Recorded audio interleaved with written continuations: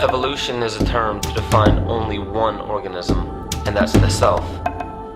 The self is the universe, the self is the Alpha and Omega, God and infinity. And that's the only thing that evolves, because we are all part of the self. Nothing goes through an evolutionary process alone, or without direct benefit to the whole. So when you begin to think that there's this controlling elite, this controlling hand behind the curtains leading the planet to destruction, when you think the end is near, the apocalypse, Armageddon, and when you think we as a species are doomed, it is not they, it is you that brought this about. And for a very good reason. You are evolving. Stop blaming everybody and everything else. Quit panicking about global tyranny and natural disaster and pay attention. Because the world is telling you something. It's telling you exactly what is wrong with you and how to fix it.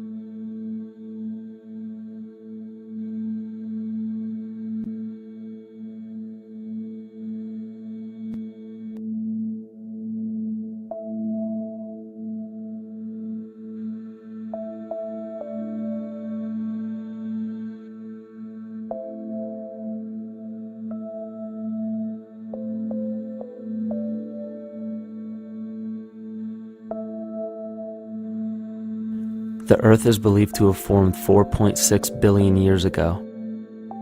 Within the first 150 million years, it began cooling and releasing gases from the lithosphere, which created the earliest forms of the Earth's atmosphere. Prior to the creation of this atmosphere, the sun's ultraviolet radiation made for uninhabitable conditions. But as the Earth cooled further, water condensed in the atmosphere and oxygen accumulated, making way for organic compounds. This spawned single-celled organisms and then plant life. And down through time, the evolutionary chain continued. And then we arrive at a species that does not seem to fit as well as the rest. Homo sapiens' gestation period of 9 months mimics the 3.8 billion year evolution of all life on Earth. The human embryo repeats the evolution of all species. When the sperm and egg unite, this new creation is a single-celled organism. Within hours, this single cell divides and multiplies more rapidly than any other species. 4 weeks later, the embryo begins to develop gills mimicking aquatic life. A few weeks later, it develops lungs and a tail with reptilian appearance. From there, a mammal is recognizable, and then onto a primate form. It then sheds its laguna, which is the embryonic fur, and at last shows the characteristics of a human child. The human body is a community of approximately 50 trillion cells. Everything the body does, the cell does as well.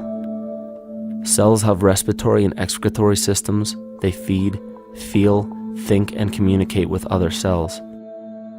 Trillions of cells make up a single organism called the human body, and billions of human bodies help make up the organism we call Earth. The Earth has more similarities with the human anatomy than you may think. Earth has its own electromagnetic generation, just like the human body. Research has found that a direct current of electricity flows through perineural cells found around every nerve in the body. These pathways are called energy meridians and have been used in the practice of acupuncture for at least 2,000 years. Dating even farther back is the notion of dragon paths or ley lines in which many megalithic structures and stone monuments were erected, marking the energy meridians of the Earth. These energy meridians are generated by the resonant frequencies of the Earth, called the Schumann waves. Each planetary body has its own resonant frequencies and is determined by the circumference and diameter as well as the speed of orbit and rotation. The Earth's resonant frequency starts at 7.83 Hz and ends with the 7th harmonic at 43.2 Hz, correlating with the 7 chakras. Ultimately, the greatest discovery of our Earth is its consciousness. A visible attribute of consciousness is an energetic field that governs the shaping of organisms. Morphogenesis is a scientific term to explain this very shaping of tissues, organs, and entire organisms. Consciousness is the creative force of the entire universe. It has been given many names such as God, Yahweh, Krishna, nature, the field, and divinity. The entire universe is in fact a single living, conscious organism with complete awareness of itself. The reason why it may seem difficult to comprehend this is because our understanding is typically limited by our language. When we hear the term conscious organism, we tend to anthropomorphize its definition. By giving it human qualities, we mistakenly look past what an organism truly is in the first place. The definition of an organism is any living thing capable of response to stimuli, reproduction, growth and development, and maintenance of homeostasis as a stable whole. Our universe does all of these things. The consciousness of our universe is responsible for the form and purpose that all matter assumes. The Earth's resonant frequencies are a result of its form. These frequencies are responsible for biological rhythms, such as menstrual and circadian cycles, as well as behavioral and emotional patterns.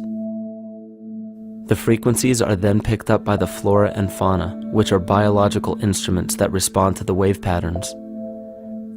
The wave patterns resonate in the cranial structure of our head and converge in the center of our brain, which is where we find the pineal gland. The pineal gland is believed in many cultures to be the spiritual third eye responsible for intuition.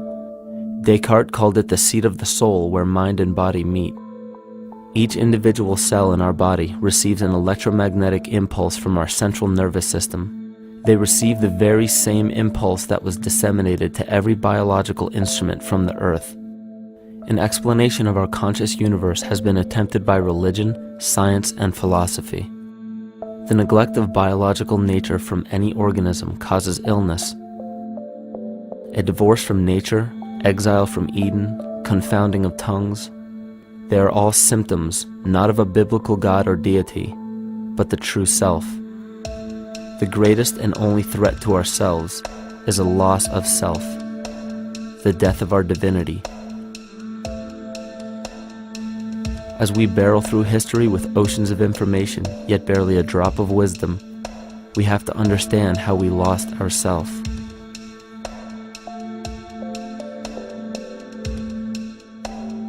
In sacred texts and ancient scriptures left by our ancestors, we find an incredible link between stories of creation, a great flood, the war of the gods, the Messiah dying for the sins of man, end-time prophecies, and similar characters.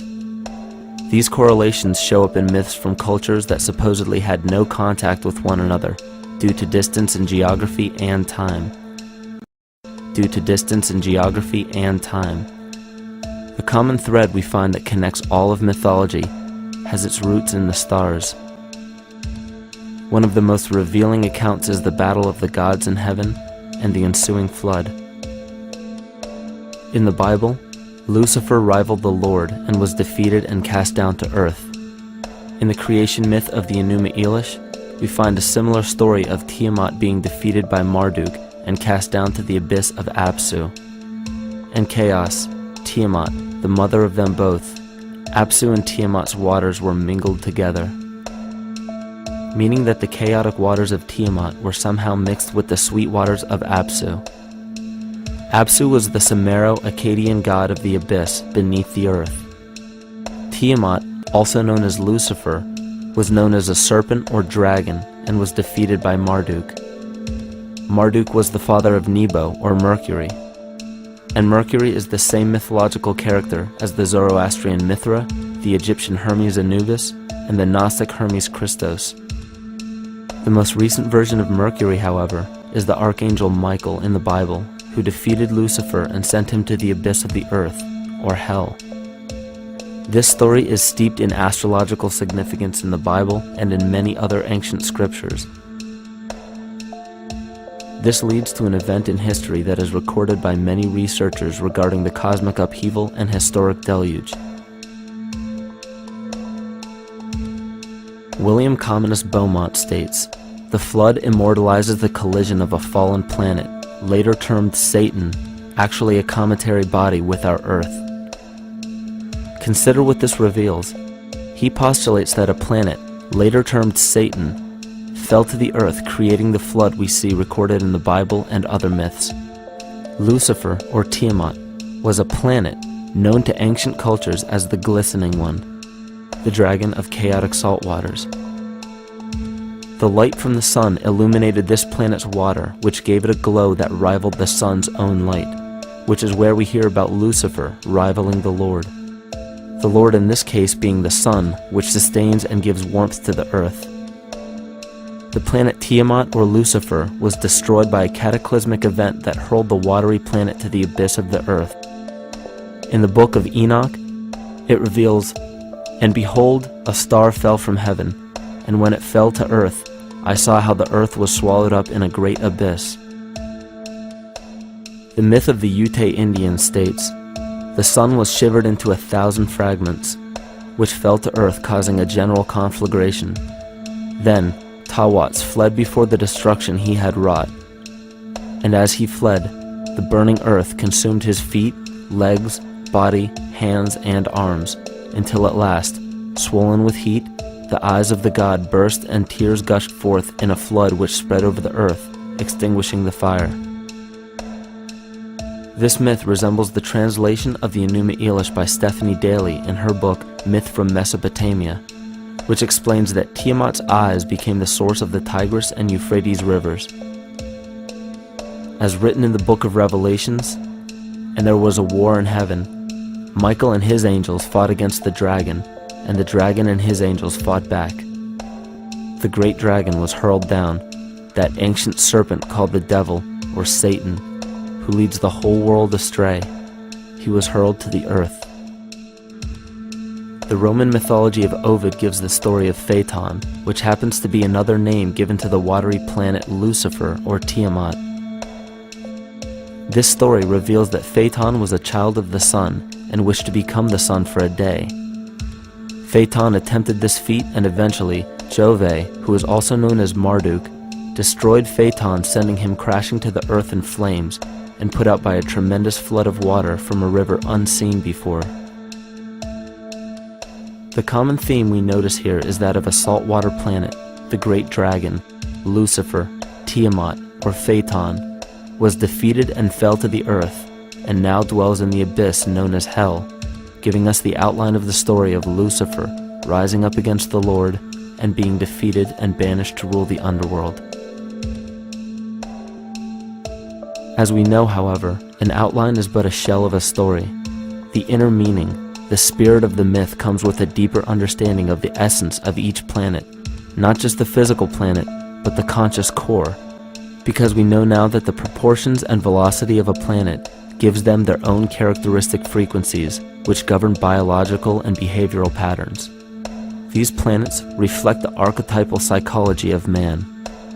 In ancient times, probably the most important field of research was the study of the heavens.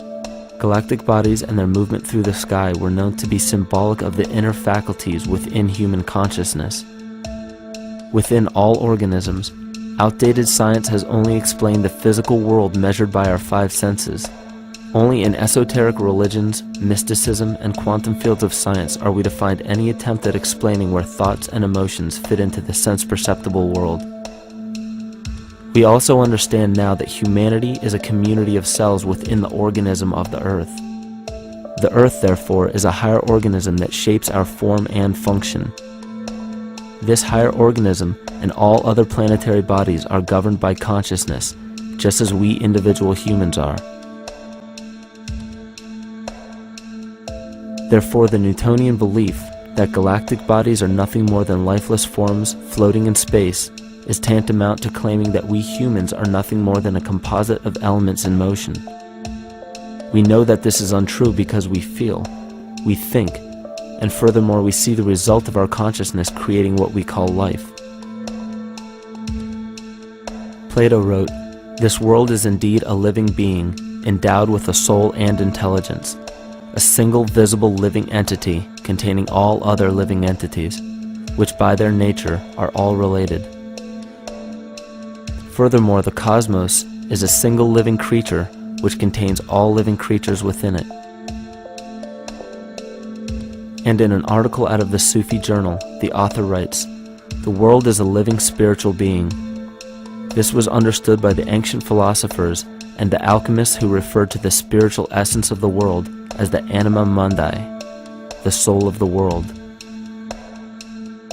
In scriptures, we hear of the claim that angels guide the inner soulful actions of people, or that the gods wield influence over man.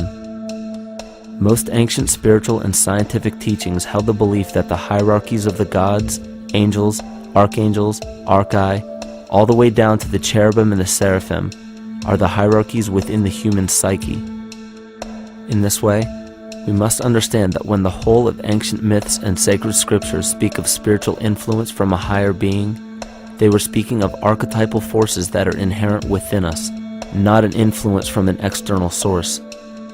This is where we begin to see the relevance of astrology as an ancient form of science that resurfaced in the 19th and 20th centuries under the name of psychology. Friedrich Nietzsche even stated, "As long as you still experience the stars as something above you, you still lack a viewpoint of knowledge." This is astropsychology and maps the inner faculties of the psyche. In pre-Christian times, there were schools known today as the mystery schools or the mystery religions. The messages encoded in the scriptures and ancient archaeology came from adepts of spiritual science. The intent was to teach the initiates the deeper meaning of these myths. What became later termed as Lucifer, Satan, or the devil was representative of the ego which rivals the Lord, the representative of the self. The true self is the epicenter of a person's entire being. It is the total sum of everything that we are. The false ego, on the other hand, is the idea and concept we create about ourselves in the course of our lives, which typically excludes any qualities we don't wish to accept about ourselves. However, humanity has been endowed with the freedom to choose either to obey the true self or to give in to the temptation of the vanity and materialism of the false ego. This is the most notable trait that separates man from animal: our freedom of choice, the choice to follow our concepts and ideals or our natural impulses, the choice to sustain nature or to destroy it. This freedom of choice weighs on the fate of the entire organism that we call humanity. Cancer begins with a group of cells within a community that fail to communicate with the conscious signal of the organism. Those cells begin to grow out of control and spread to other areas of the organism. This very disease is evident in our world today. The cancer upon our earth is the domination of our false ego and our divorce from nature. Collectively, among every human, the cancer upon our earth is the domination of our false ego and our divorce from nature. Collectively, among every human, vanity leads to segregation and competition. Competition leads to fear and greed. Greed leads to deceit and immorality. And immorality is the breeding ground for illness, waging war on our earth.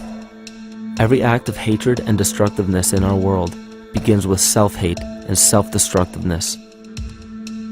And it all begins with a breakdown in communication.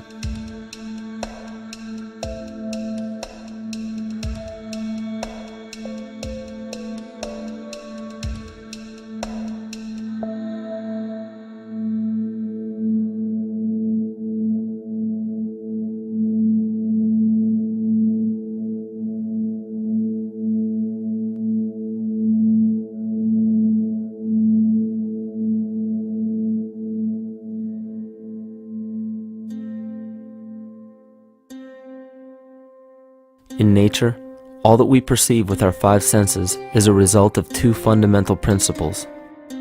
Everything in existence is made of a relationship between vibration and matter. Vibration is a masculine creative force countered by matter, which is a feminine receptive force. Thus begins the principle of duality.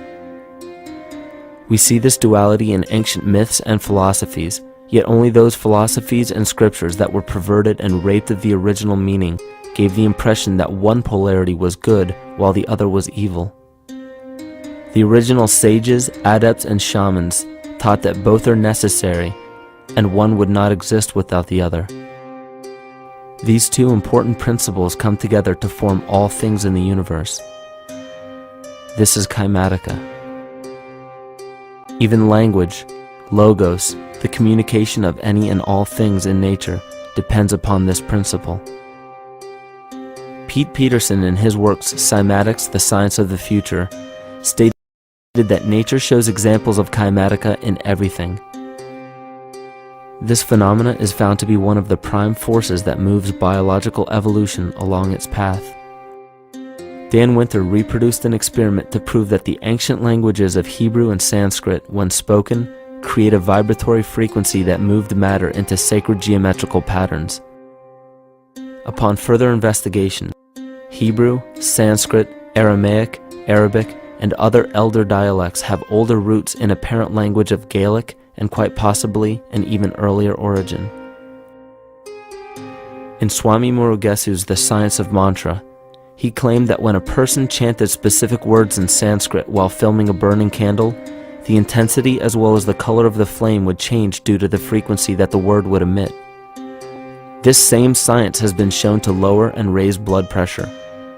And in his own words, certain sounds can affect their circulation and nervous system.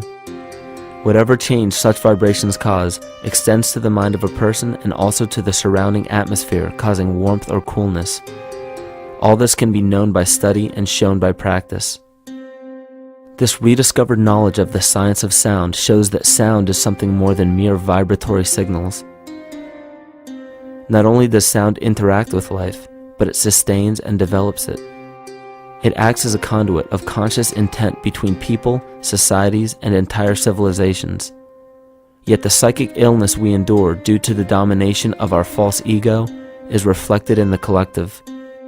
Our psychological schism has shut us off from communicating correctly with our inner self, which is exactly how cancer cells within the body operate. In the collective, we have created a language barrier between humanity and the rest of nature, acting as a global cancer. Recorded in history, the efficacy of the ancient languages has been severely uprooted. The alphanumeric translation from Hebrew to English shows a complete reversal of the two languages, giving the cymatic effect unnatural results. Dr. Leonard Horowitz stated in his work on DNA, 1/3 of the sensory motor cortex of the brain is devoted to the tongue, oral cavity, the lips, and speech. In other words, oral frequency emissions spoken or sung exert powerful control over life, vibrating genes that influence total well-being and even evolution of the species. A degradation of language in this case is shown to affect biology. If something as basic and important as language can be degraded and devalued to such a degree, yet never questioned, what else might we be missing? Think of an aspect of your life that dictates the limits of your freedom. Government and law enforcement, insurance and pharmaceutical companies, taxes, building permits, driver's licenses, and more. There are hundreds if not thousands of stipulations, regulations, and boundaries on our freedom. And out of the ones that were just mentioned, how many have you researched to find out whether they apply to you or not? Let's look at the forms of law that we currently acquiesce to.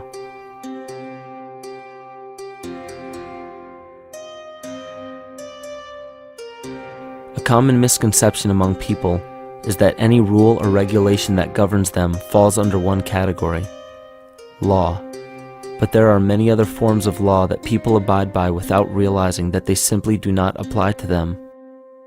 Another misconception is that a nation's constitution gives us our rights. A constitution does nothing more than list the rights that we already have. We are born with inalienable rights, endowed to us by our Creator. They are not given to us, and they cannot be given away. The most a person can do with a right is choose whether to exercise it or not. Maritime Admiralty law is what's known as the law of the water. It is superseded by civil law and only applies to those who willingly contract themselves into it. The definition of Admiralty law is a body of private international law governing the relationships between private entities which operate vessels on the oceans. Let's look at how and why a form of law that is fashioned to govern corporations, businesses, and vessels has imposed its rule over natural human beings. This is all done through a form of word magic. A simple perversion of language has made it possible to convince people around the world that these alternative laws apply to them. One of the predominant beliefs in modern culture is that licenses, permits, registrations, and other forms of documentation are required to operate motor vehicles, use public roads, build structures and establishments, engage in free enterprise, and much more. Sadly, these beliefs are based on little to no investigation whatsoever, and are false. This belief structure is perpetuated by Maritime Admiralty law. This form of law was originally created to govern ships docking in foreign nations for the import or export of products and resources. It deals with banking and merchant affairs, not civil affairs. When a product is taken off of a ship and brought into a foreign land, that nation takes custody of the resource and accounts for it with a certificate. That certificate marks the birth date of that product in the custody of the respective nation. Think of why it is supposedly required to have a certificate of live birth in the first place. The Barron's Dictionary of Banking Terms defines a certificate as a paper establishing an ownership claim. So right there, we notice that everyone with a birth certificate is defined as being owned. People are used as collateral with other nations because the U.S. is bankrupt. The United States declared bankruptcy on March 9th of 1933. At this point, the U.S. began taking out loans from a private, non-government affiliated corporation called the Federal Reserve. With no money to pay back the loans, the United States began using the citizens as collateral. All birth and marriage certificates are literally warehouse receipts.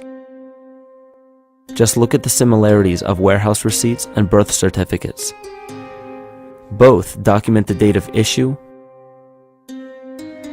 a serial number, registration number or receipt number, a description of the product, and an authorized informant to notify the appropriate government agency. With all of this information being readily available, the majority of people are unaware of their involvement with Maritime Admiralty law. This is possible through the manipulation of language. This Admiralty law changed the meaning of the word person from a natural living person to a corporation. Driver's licenses, vehicle registrations, auto insurance forms, building permits, gun permits, work permits, tax filing documents, birth and death certificates, traffic citations, and many other forms of documentation that were once believed to be absolutely necessary only apply to persons or corporations. Upon signing such a legal document, you are indirectly waiving your rights under the Constitution and lowering your status to that of a corporation that is created with the same exact name as you. The only way to reconcile your true name from the name of the corporation is to take notice that the corporation has its name in all capital letters. This is known as capitis diminutia maxima. You may take notice that your driver's license, birth certificate, social security card, insurance cards, and more use all capital letters to legally represent the corporation with your name, not you.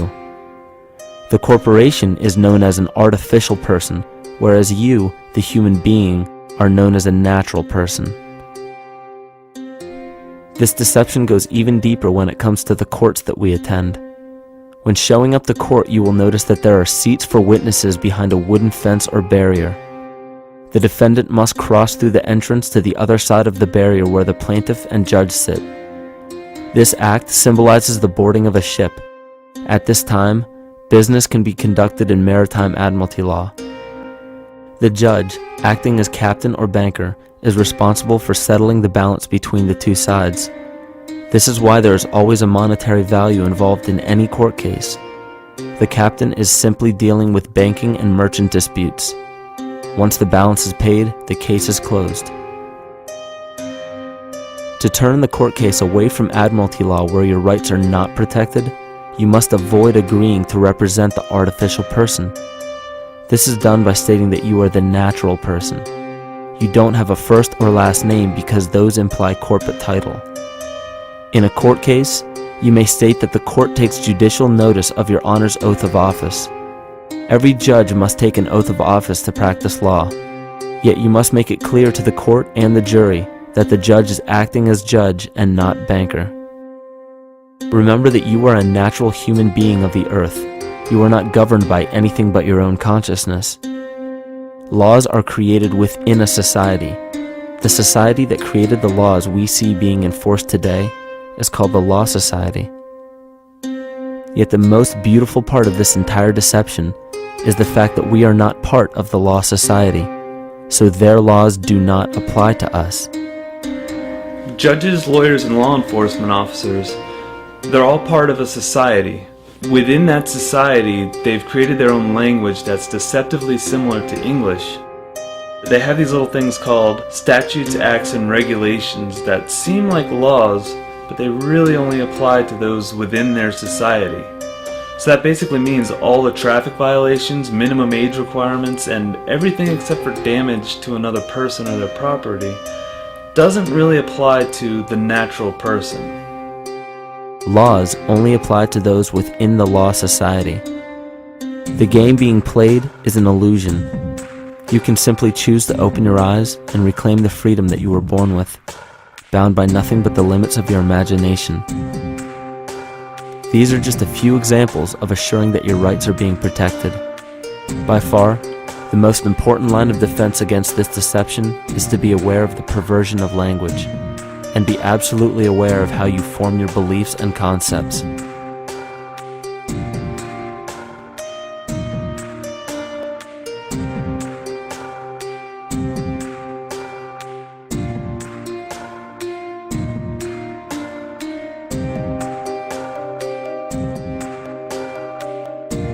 In all forms of the perversion of language, there is a mirror reflection of this in the microcosm of the psyche.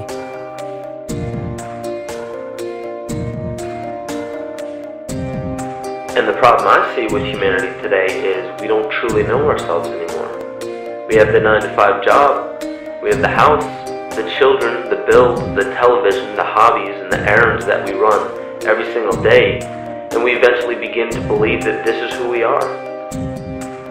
But who are we beneath the job title, beneath the status of mother or father, theist or atheist, Republican or Democrat, black or white, man or woman? Who are we? Who are we deep down inside? We don't know, because every time we hear an answer that we don't want to accept about ourselves, we deny it. We'll pass it off and project it onto somebody else and judge them for it. This is repression. And we see what repression can do to us on an individual level, but what about on a collective level of humanity? What happens when the whole world refuses to see what they truly are on the inside?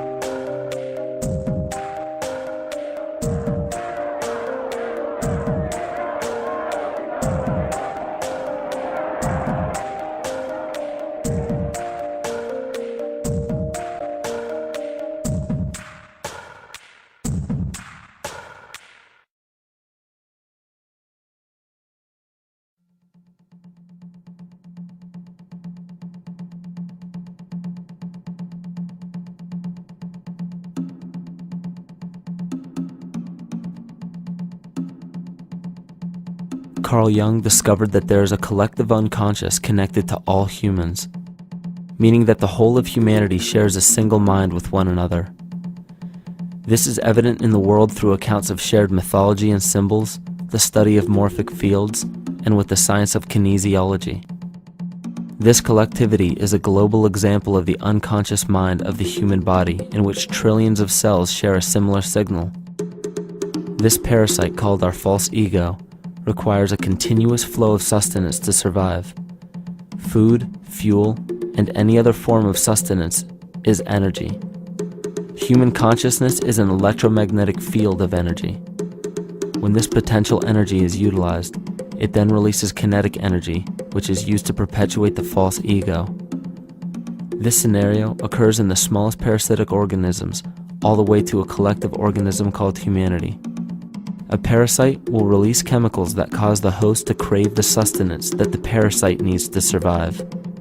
As long as the host is unaware, it will keep feeding the parasite and starving itself. In a similar way, Wilhelm Reich stated that whole societies suffer from a psychosis caused by starving our organic biological impulses. He states that sexual suppression supports the power of the church, which has sunk very deep roots into the exploited masses by means of sexual anxiety and guilt. It engenders timidity towards authority and binds children to their parents. This results in adult subservience to state authority and to capitalistic exploitation. It paralyzes the intellectual critical powers of the oppressed masses because it consumes the greater part of biological energy. Finally, it paralyzes the resolute development of creative forces and renders impossible the achievement of all aspirations for human freedom. In this way, the prevailing economic system, in which single individuals can easily rule entire masses, becomes rooted in the psychic structures of the oppressed themselves. What Reich was showing in this powerful quote is that on a collective level, the suppression of a natural function, whether biological, spiritual, or emotional, will result in an abnormal reaction, a psychic disease. This illness or disease is reflected into the masses through a collective unconscious and acts as an epidemic. Humanity is plagued with an incapacity for freedom, meaning that people en masse lack the ability to govern themselves on a psychic level, and this manifests in the macrocosm as government and organized religious powers, thus opening the throne, our national and individual throne, to anyone and anything.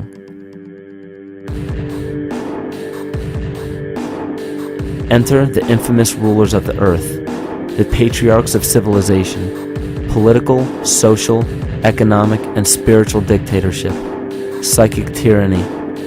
This simple illness within our psyche, this lack of responsibility and neglect of basic human freedom, has made way for every tyrant that has ever held rule over people on this planet.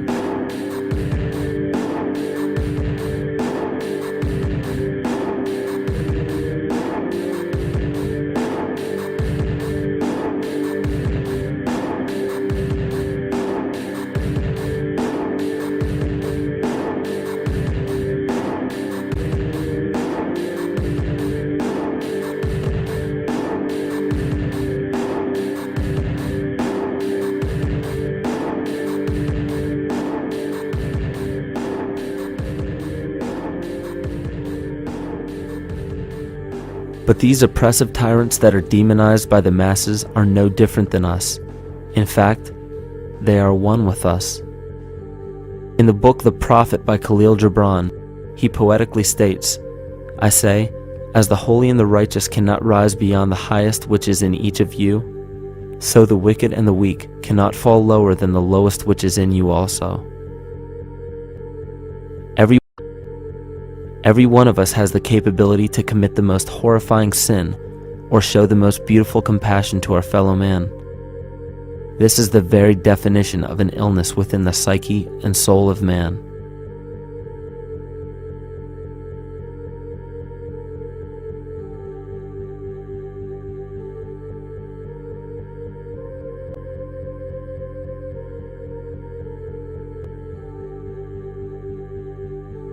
Think of any position of power that you believe to be above you. Royal families, government leaders, the United Nations, financial organizations, corporate monopolies, and media juggernauts. These are all facets of our false ego. They are the physical advent of our own sickness. They require our conscious participation, our conscious energy to survive. Because without our cooperation, without supplying them with the sustenance of complicity, they starve. Their very nature depends on our desire to be ruled. And a typical symptom of the illness among humanity today is our continuous denial of our illness. Repression. We consistently repress those qualities we choose not to accept about ourselves. This is why it is so difficult to see the false ego and its multiple manifestations for what they truly are.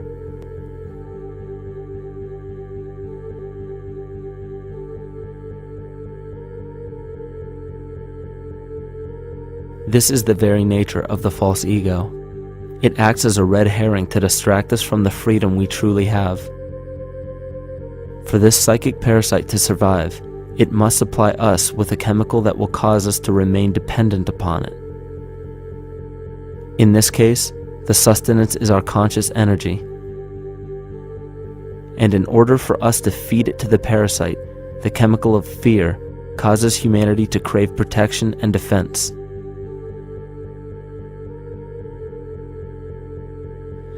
The functions of the body to survive can be broken down to two basic functions for any organism to survive. You have to be able to grow, maintain yourself, take care of your biology, but you also must be able to protect yourself, so that if you're just growing and you can't protect yourself, you'll become food for something else. So the survival involves a balance between growth and protection. Through the history of human civilization and through human evolution, we recognize that our nature is to be in a state of growth, and that our protection is only supposed to be used to, help us out of that threatening moment. You can't be in growth and in protection at the same time. So the significance is, when we see a need of protection, the stress hormones in the body shut off the blood vessels in our viscera or gut, which is the part of the body for growth. Well, the issue is, if you took the blood from the viscera and moved it out to the arms, then you left no blood in the viscera. That means no growth. But you're ready to fight. And when your fighting is finished, then the blood returns back to the viscera and you grow again. But in the world that we live in today, it's 24/7 fear.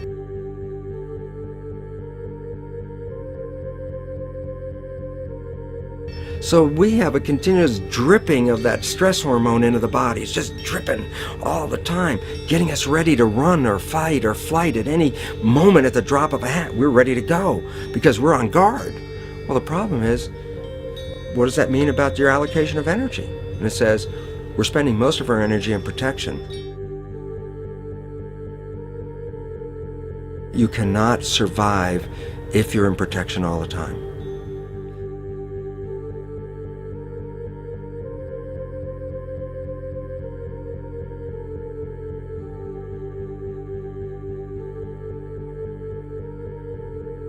And if the parasite can control the nature of the fear, it can then create a fear among us that only it can defend us against.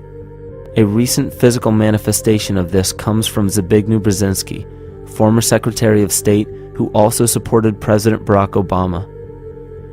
In his book, The Grand Chessboard, he states, as America becomes an increasingly multicultural society, it may find it more difficult to fashion a consensus of foreign policy issues, except in the circumstance of a truly massive and widely perceived direct external threat. Even the Reichsfuhrer of the Nazi Party, Hermann Göring, sums up this game of supply and demand perfectly when he stated, "The people can always be brought to the bidding of the leaders." That is easy. All you have to do is tell them they are being attacked and denounce the peacemakers for lack of patriotism and exposing the country to danger. It works the same in any country. It also works the same in every individual psyche. Just remember that the false ego has only one desire: to become greater and more powerful than the true self. This illness causes us to believe that we are separate from nature. This is why we see such a rise in the dependency of technology. This is why we see such little stewardship for the earth and the environment. And this is why we see bigotry, racism, sexism, and every other form of discrimination possible that leads to crime, violence, wars, and eventually, the global destruction of the organism. This endless state of fear, confusion, and segregation our world seems to live in is a symptom of the false ego creating a false threat.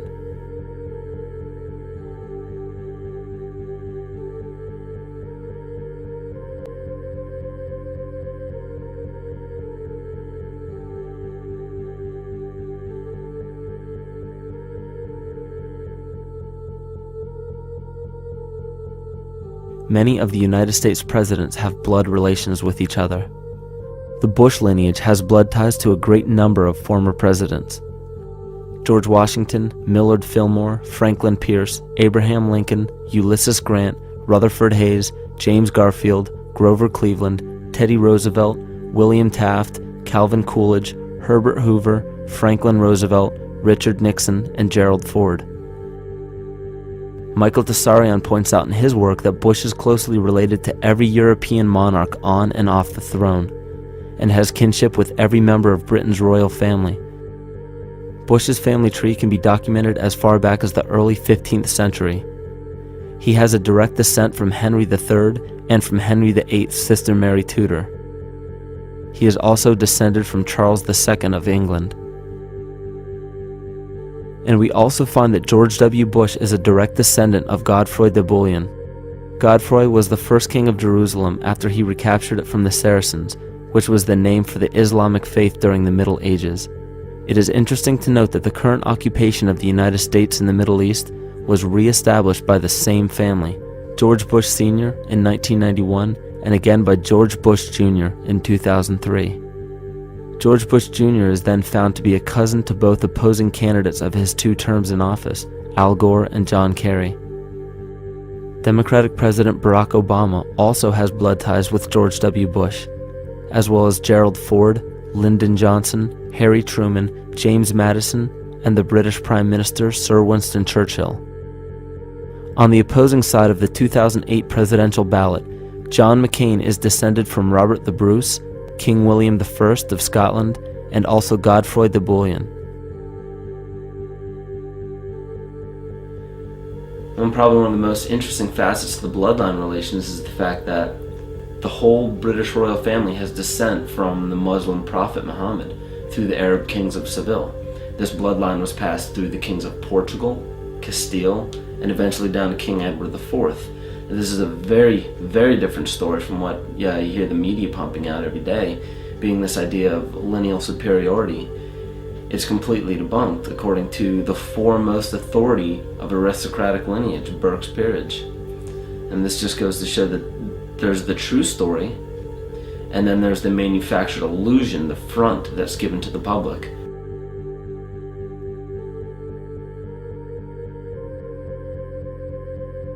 These blood ties go on and are documented thoroughly through literature such as Burke's Peerage and other comparable books.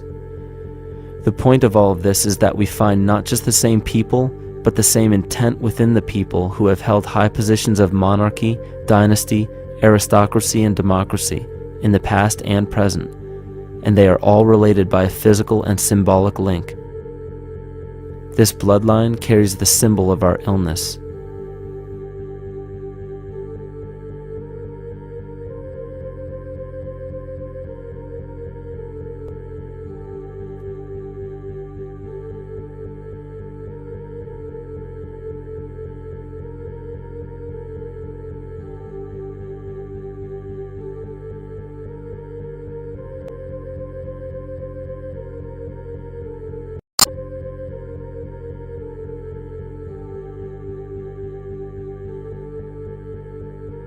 The symptoms of our psycho-spiritual illness are the wars, terrorist attacks, artificial or man-made disasters, and leader figures.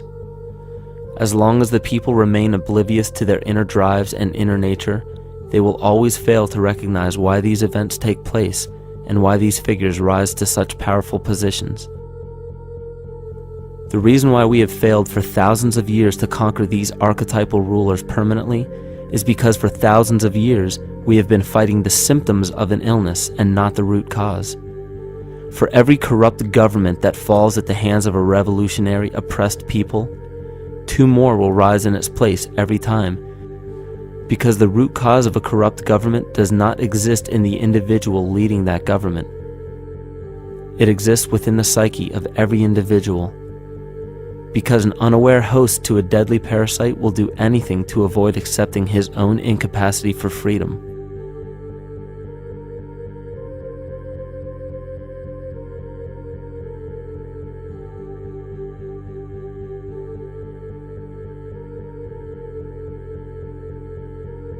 We are so bereft of sanity in this world that those few who simply stop projecting onto others and begin facing their own demons are seen as neurotic.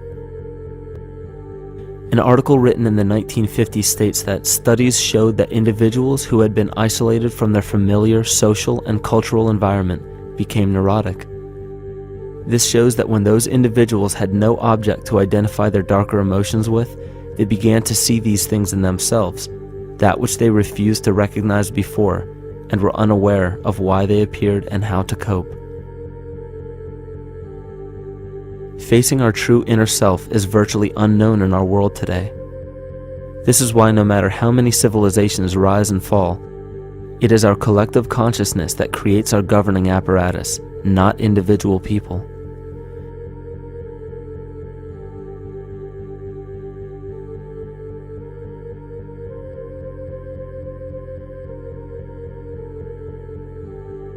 And after countless attempts, you would imagine that people would realize that a physical retaliation may not be the solution. Yet here we are, thousands of years later, with technology that can clone DNA, vehicles that can break the sound barrier and probe the depths of space, and science that can overcome almost any sickness. Yet we still fail to take notice to the importance of thoughts and consciousness. This is the very definition of insanity. And every single one of us is responsible for this psychic epidemic, because we're killing the messenger and paying no attention to the message.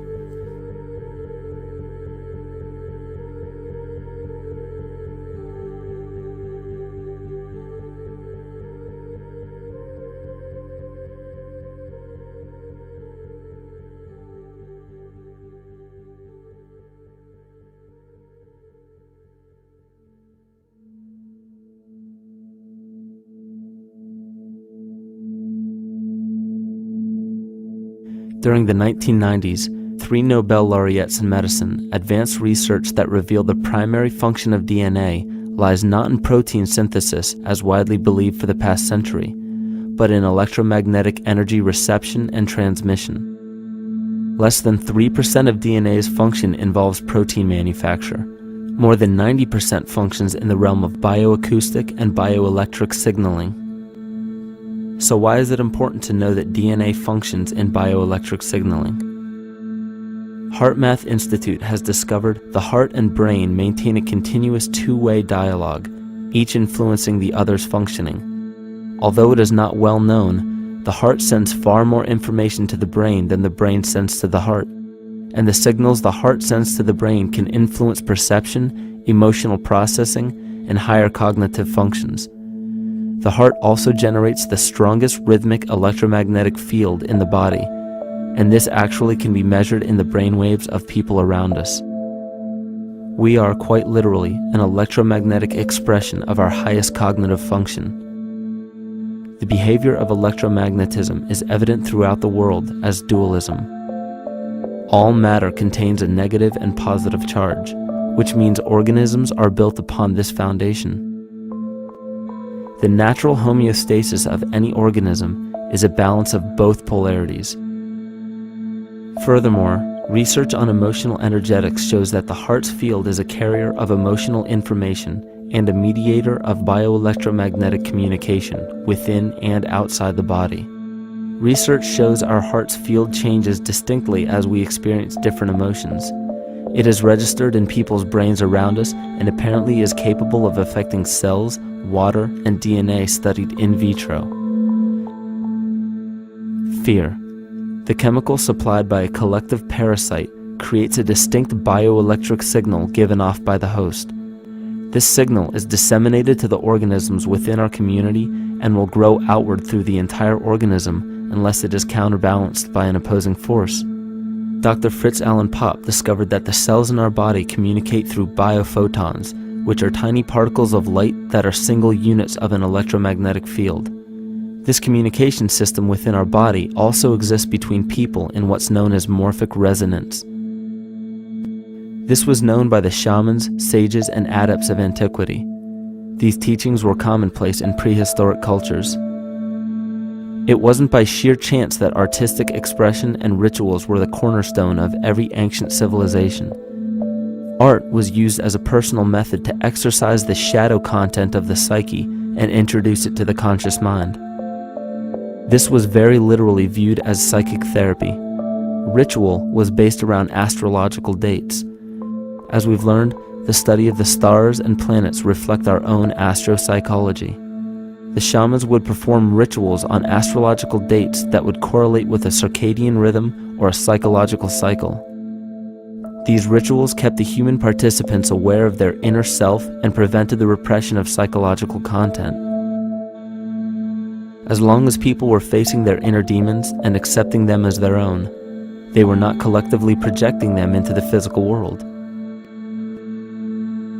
If you bring forth what is within you, what you bring forth will save you. If you do not bring forth what is within you, what you do not bring forth will destroy you. The progeny of our psychological disease began growing rapidly after a series of catastrophes forced the collective into a somatic state of fight or flight. This lowered the immunity of the population by introducing a state of immense stress. Our body becomes more susceptible to illness under stress. In this manner, humanity fell ill when entire bodies of land were swallowed up by the floodwaters. This uprooted many tribes, chiefdoms, and civilizations from their homes, and their ritual practices that were used as a conduit for psychic wellness were put on hold in order to survive the catastrophe and seek new homes. The shamans were spread to many new areas of the world. This information has been suppressed. We are made to believe that advanced civilizations such as ancient Egypt and the Mayans of Mesoamerica came about with no prior rudimentary remnants or evidence of evolving intellectual artifacts to bring them to their peak. We are meant to believe that their incredible knowledge of mathematics, astrology, agriculture, economy, polity, and architecture came out of nowhere. This leads many researchers today to the understanding that the origins of these civilizations have been suppressed. Not surprisingly, the force that has guided the suppression of this knowledge comes from the exact bloodline of the political and religious leaders stated previously. These are some of the notable book burnings and suppression of important texts in our history.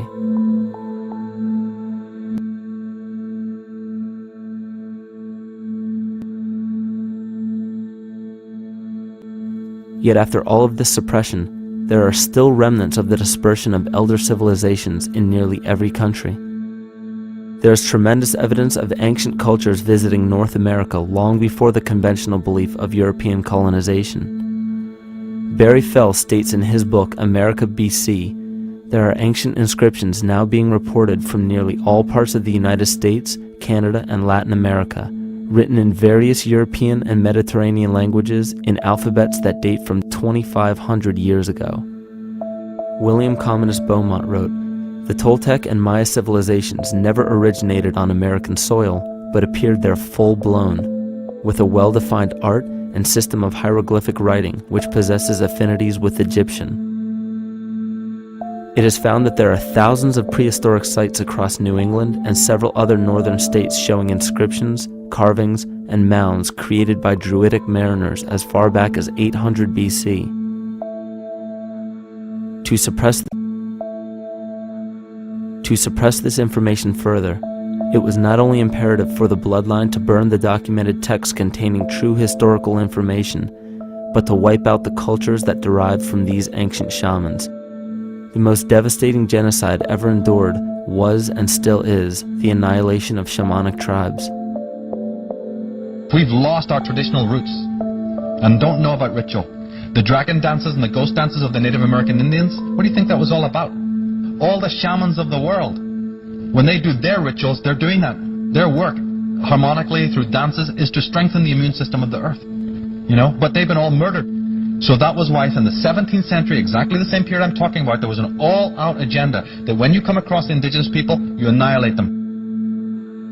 Columbus was sent on his expedition along with agents of the crown to disrupt the lives of the natives and seize mineral resources. He visited every island in the Caribbean, depleting the gold and taking as many slaves of the native Taino tribe as possible. 5 million natives were murdered within 3 years, according to Leah Trabeck. Within 15 years, the Arawak tribe of 250,000 was completely wiped out. The population of the United States prior to European contact was greater than 12 million. 4 centuries later, the count was reduced by 95% to 237,000. From 1494 to 1508, over 3 million people had perished from war, slavery, and the mines. Who in future generations will believe this? I myself, writing this as a knowledgeable eyewitness, can hardly believe it.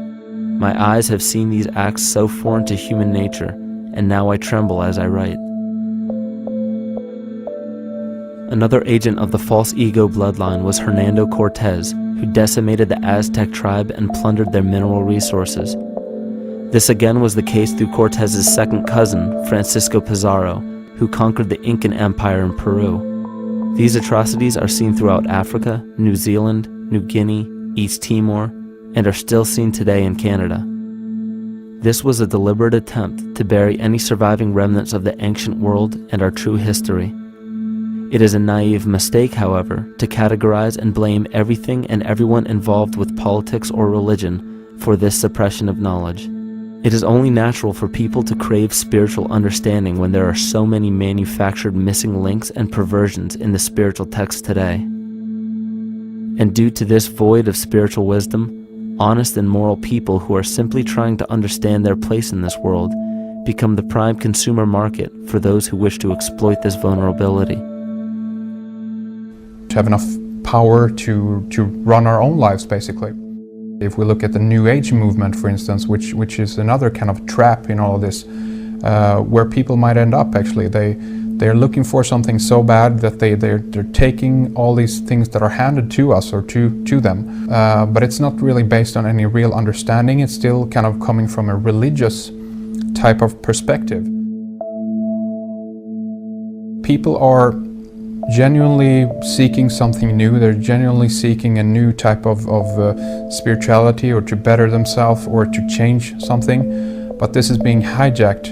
And what they actually do is that they lead you into another type of group mentality or new age religion, whatever it is, and people still are not able to kind of really break free from that and follow their own journey or their own path, which I think is very important in all of this.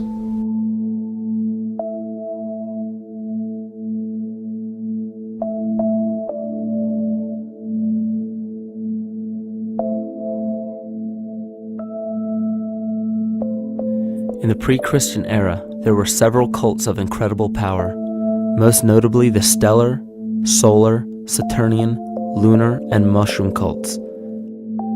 It is simple to see that worshippers of the lunar goddess comprised of the lunar cult. The worship of sun gods were indicative of the solar cults. The Saturnian cult, which consisted of Phoenicians and Canaanites, worshipped El or Eli. The biblical exodus of the Hebrews from Egypt showed that they entered Canaan and merged the lunar cult of Isis, the solar cult of Ra, and the Saturnian cult of El to form Isis, Ra, El, Israel.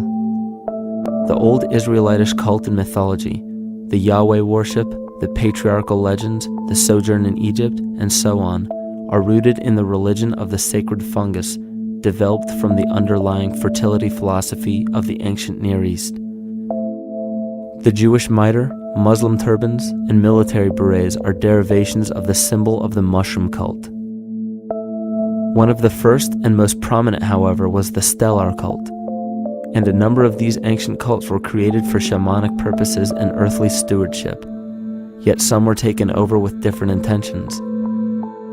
Just as you would imagine in any establishment of power, smaller cults formed within the main cults to worship individual deities. The cult of Mithras and the cult of Dionysus are 2 examples.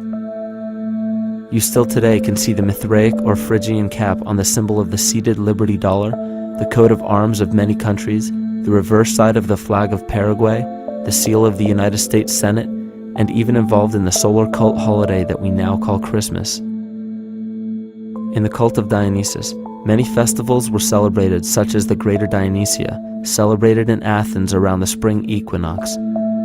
The foremost event in this festival was the Thymelic contest, in which poets, musicians, and entertainers performed in an open-air theater. Musicians did not have to pay taxes, and members of the Artists Guild did not have to participate in military affairs. The cult of Dionysus is still alive to this day as the entertainment industry.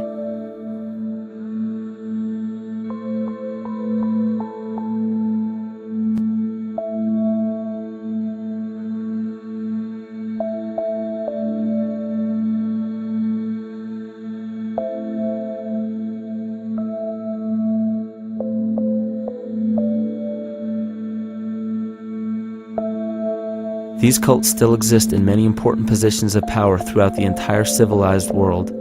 Yet the most important function of these groups is to manufacture the consent and complicity of the people. The conscious mind is the creative mind. It's the one that has your personal identity into it. It does the real thinking. And then there's a subconscious mind. Well, there's no entity in it. The subconscious mind is the equivalent of a tape player. It records behaviors, and then at the push of a button plays a behavior. It's automatic. It's a very convenient thing, because then we don't have to relearn all the time. Once you know it, you can make a pattern. The problem is that the basic patterns of belief and behavior that are programmed in the subconscious mind came from our teachers, primarily our parents, our family, and our community.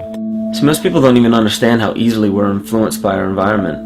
Every person that we encounter, every single situation that we're faced with, every little word that's said on television may not seem too influential to our conscious minds, but your unconscious is designed specifically to let every environmental signal influence you without your awareness. So the question is, are we leading conscious or unconscious lives? And now neuroscience has told us in the unfolding of our lives, only 5% of our life is controlled by our conscious mind, and 95% of the time controlled by the subconscious with programs from other people that were installed in there. And the problem is, it means when those programs are playing, we don't see them. And the skeptics will sit there and say, consciousness, archetypes, astrology? No. We create things with our hands, not our minds. Archetypes aren't physical. They can't influence me. But when you think of the fact that we're only conscious of this small little fraction of our behavior, what we don't realize is that entire countries, entire civilizations that think they're free and independent, but are unconsciously too afraid to be free and independent, they will beg to be governed. And if they can't do it themselves, who do you think will consciously or unconsciously take that responsibility? It usually ends up being that strong, masculine, animus archetypal figure. When we think we're in danger, we're not looking for our mother to nurture us. We want our father to protect us. And right on cue with the age of fear, this age of catastrophe, the age of this parasite, we see masculine domination. And one of the primary conduits for giving our responsibility and our conscious energy away is money.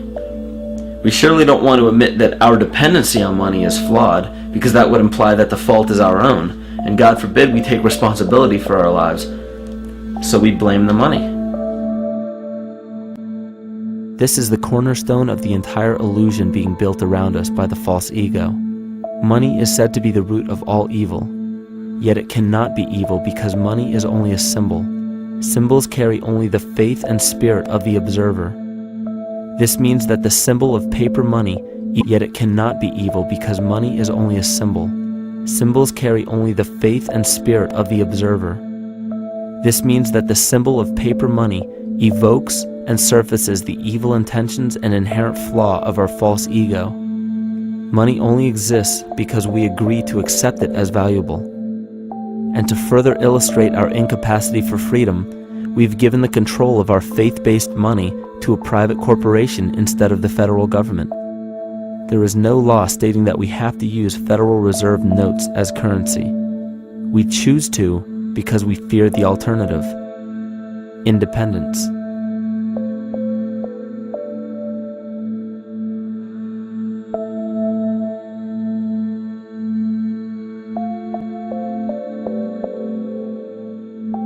But it's not even really about money, it's about energy, because money is simply this material thing that allows billions of people to crave just one thing and put their energy into the same thing. It's not the plasma TV or the house or the lifestyle or the job or the significant other or the status that we're really after, because we know that we're empty. These people feel sadness and loneliness and void just like anybody else, and they either want to fill that void with materialism because they think that that'll make them feel better, or they want to sedate the void feeling with material possessions. So it all comes back to this feeling of having to put our dependency into an external source, something that we have absolutely no control over. What we're seeing right now is with all the competition of each other destroying each other, wars, competing for material existence, raping the planet and tearing it apart to get some pieces of it to hold in your hands and say you won the game.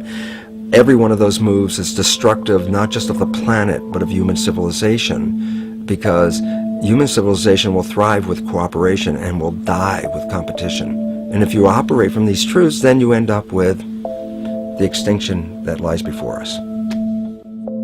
You see, we all have demons, so to speak. We all have inner demons in our lives, but we expect to see devilish monsters or dark apparitions when you think of a demon, kind of like what you'd see in the cinema. But our demons are really the people in our everyday lives, the people that we argue with, the people that we envy or hate, the ones we physically or emotionally harm in some way, shape, or form. And it's not because we envy or hate qualities in these specific people as much as we hate the fact that they remind us of ourselves. They reflect qualities about ourselves that we wish we had more of, or that we wish we didn't have at all. So what do? We alleviate that pain not by fixing or fighting our own demons, but by harming the people that remind us of our demons, by harming the people that remind us of the things that we don't like about ourselves. And when we become frustrated that we're not in control of our emotions because we don't really know what's affecting our emotions, we take it out on others. We take it out on absolutely anything else that can show us or act as a catalyst for our hatred. And so we do the same thing to animals. Animals are perfect because they can't defend themselves. And it's a perfect catalyst for our inner aggression, our confusion, our hatred. Just take it out on something absolutely helpless.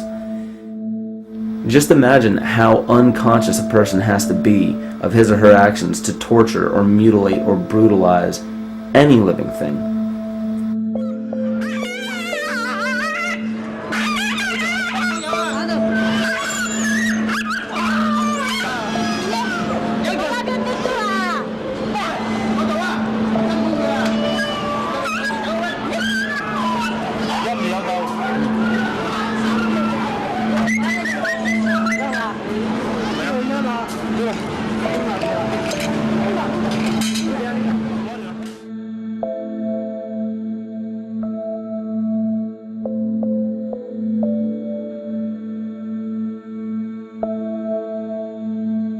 It goes down and he'll be here and we can, ouch, come on. Ooh, bit ya. Bit of his tail. Is that common with your kids maybe? He's a big guy. That's a real.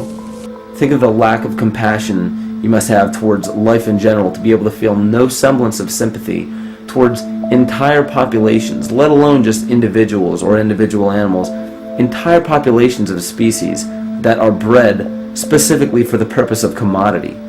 But I'll tell you what's even more dangerous is not so much the people carrying out this cruelty, because that's already been established. That form of hatred and cruelty has already been established and it's already known. What I'm really worried about is the people who are against inhumanity, the people who are against animal cruelty and feel self-righteous enough to think that it's justified to inflict harm or even wish harm on these people. Because those are the people who take unconscious cruel behavior to a whole new level of conscious cruel behavior that's perfectly acceptable in their minds, because they feel that it's their job to bring other people to justice, like they're an authority figure of some sort. Those are the people who will have a much harder time figuring out why they harbor so much inner hatred and resentment. They don't seem to realize that it's just another form of the same exact hatred. So to keep from facing our inner demons consistently, what do? When we begin to realize, hey, wait a minute, maybe it's not alright to inflict harm on any other living thing, then the ego has to come up with a more esoteric form of cruelty to trick us into displaying the same form of self-hatred, the same indignant attitude, but just in another way and towards another group of people. But the emptiness will always find a way back in, and people will always start to feel restless again, no matter how many times they transfer blame to yet another person or yet another group. We need chaos in our lives. We crave destruction. We beg for catastrophe. Because if we don't have these things to act as a form of exorcism or a catalyst for us, we start to notice these things in ourselves, and that's what we don't want. You see, we can deal with wars. We can deal with terrorism. We can deal with stock market collapse and economic collapse. We can deal with these things. But once we start to notice this chaos within ourselves, that's what we're really afraid of. We'll take 1,000,000 September 11ths over one moment of true insight towards our self-hate.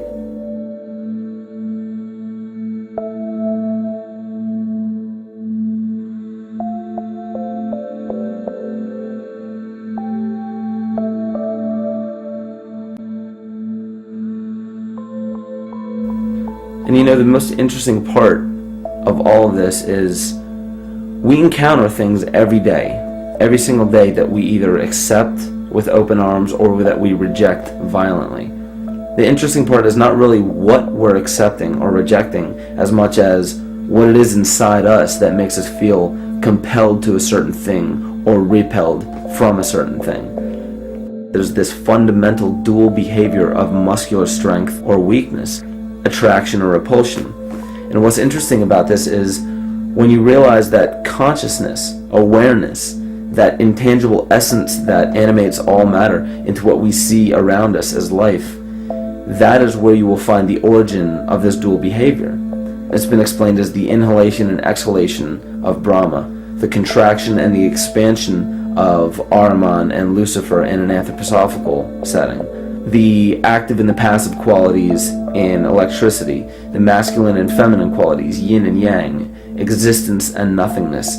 These are all ways to explain the same behavioral process that begins with awareness, it begins with consciousness. And if you get rid of all the images and concepts in our minds of these sayings in your head and just try to feel the difference between the two polarities, you'll begin to notice that all of the different scenarios and possibilities that are playing out in the world all spawn from this common origin. You'll have 1,000,000 people telling you why the Bible is supposedly the Word of God and that you should follow it word for word. And then you'll have another 1,000,000 claiming that it's a form of mind control and not to believe any of it. Everybody will tell you to beware of this or watch out for that. This is good information, this is bad information. And I just have to wonder, what makes anyone an authority figure enough to say that something is true or false? And why are you denying or accepting anything based on the suggestion of another person? Why aren't you making that decision for yourself? Information is information. There's no such thing as good or bad information. It's all what you do with it. I say let everything be your Bible. Give every piece of information, every person, every event or scenario or situation an honest and open mind.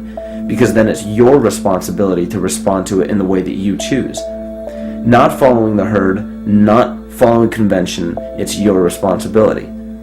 And that's the point when, no matter how many people tell you you're wrong or right, you're not dependent upon their approval. If we at least question our own actions, question our own thought process, and make a conscious decision to what we feel is right every single day, that's what I believe to be divinity. That's true shamanism. And that, to me, is what it really feels like to be alive.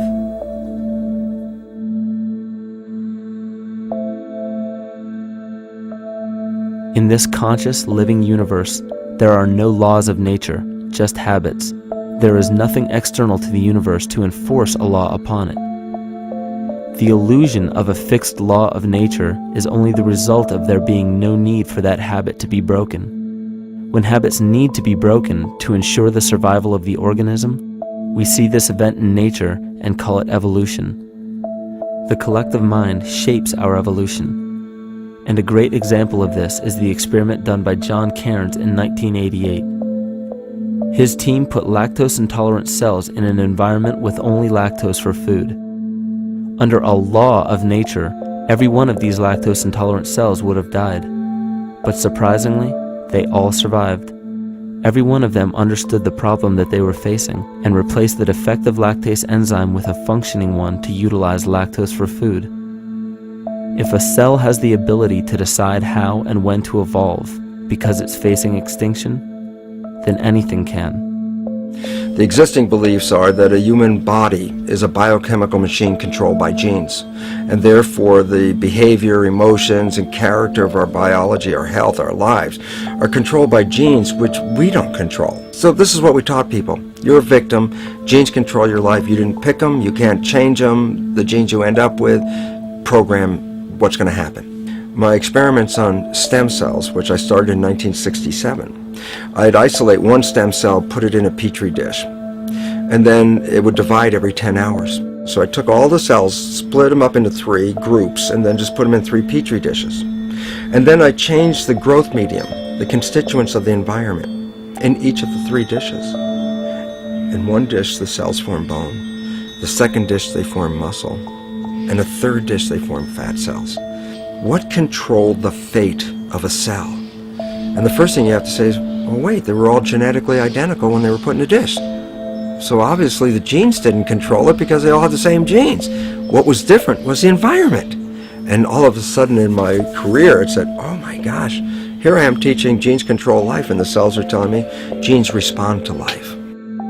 And since you can control the response, you can control your life. It's how you read the environment, how your mind perceives the environment. And if you understand this, then you could lead yourself to the most wonderful expression on this planet, to be fully alive and fully healthy, just how you respond to the world.